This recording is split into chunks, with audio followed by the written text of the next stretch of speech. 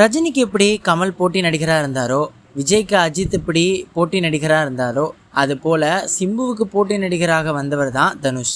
இதில் சிம்பு சின்ன வயதிலிருந்தே சினிமாவுக்கு வந்துட்டார். இவரின் அப்பா டிஆர் சிம்புவை சிறுவனாக இருக்கும்போதே பல படங்கள்லையும் நடிக்க வச்சார். அதன் பின் அப்பாவின் இயக்கத்தில் உருவான காதல் அழிவதில்லை படம் மூலமாக ஹீரோவாக நடிக்க துவங்கினார் சிம்பு.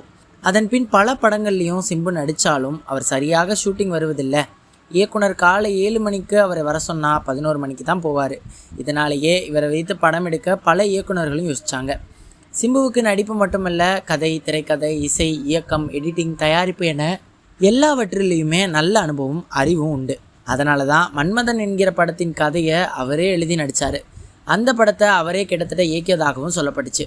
ஆனால் தனுஷோ துள்ளுவதோ இளமை படத்தின் மூலமாக அறிமுகமாகி காதல் கொண்டேன், திருடா திருடி என தொடர் ஹிட் படங்களை கொடுத்து முன்னேறினார். இயக்குநர்கள் மற்றும் தயாரிப்பாளர்கள் மத்தியில் சிம்புவுக்கு இருப்பது போல தனுஷ் மீது எந்த புகாரும் இல்லை. எனவே படிப்படியாக வளர்ந்து தமிழ் மொழி மட்டுமில்லாமல் தெலுங்கு, ஹிந்தி மற்றும் ஹாலிவுட் படங்கள்லையும் கூட நடித்தார். ஆனால் சிம்புவோ தமிழை தாண்டி இன்னும் போகவே இல்லை. ஆடுகளம், அசுரன் ஆகிய படங்களுக்காக தனுஷ் தேசிய விருது வாங்கினார். சிம்பு இதுவரை ஒரு விருது கூட வாங்கலை. கண்ணும் கண்ணும் கொள்ளையடித்தால் பட இயக்குனர் தேசிங்கு பெரியசாமி ஒரு சரித்திர கதையை உருவாக்கினார். அது ரஜினிக்கு போய் அவர் நடிக்காமல் சிம்புவுக்கு போச்சு.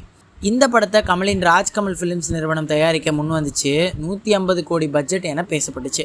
ஆனால் ஓடிடி நிறுவனங்கள் புது படங்களுக்கு கொடுத்த தொகையினை குறைத்து விட்டதுனால அது நடக்கலை. அதனால் சிம்பு அந்த படத்தை தானே தயாரித்து நடிப்பது என முடிவெடுத்திருக்காரு. இடையில் தக் லைஃப் படத்தை முடித்துவிட்டு வெற்றிமாறன் கதையில் நடிக்க போயிட்டாரு. இது முடிந்ததும் அவர் தேசிங்க பெரியசாமி படத்தில் நடிக்க வாய்ப்பு இருக்குது அப்படின்னு சொல்லப்படுது. ஆனால் தயாரிப்பாளர் யாரும் சிக்கவில்லை. தனுஷ் அடுத்து நடிக்க உள்ள படம் சரித்திர கதை என சொல்லப்படுது. இந்த படத்தை போர் தொழில் படத்தை இயக்கிய விக்னேஷ் ராஜா இயக்கவிருக்காராம். இந்த படத்தை மமிதா பைஜு முக்கிய வேடத்தில் நடிக்க இருக்காரு. 2 வருஷம் போராடியும் சிம்பு நடிக்க ஆசைப்பட்ட சரித்திர கதை டேக் ஆஃப் ஆகாத நிலையில் தனுஷுக்கு சரித்திர கதை அமைந்திருப்பது குறிப்பிடத்தக்க ஒரு விஷயங்க.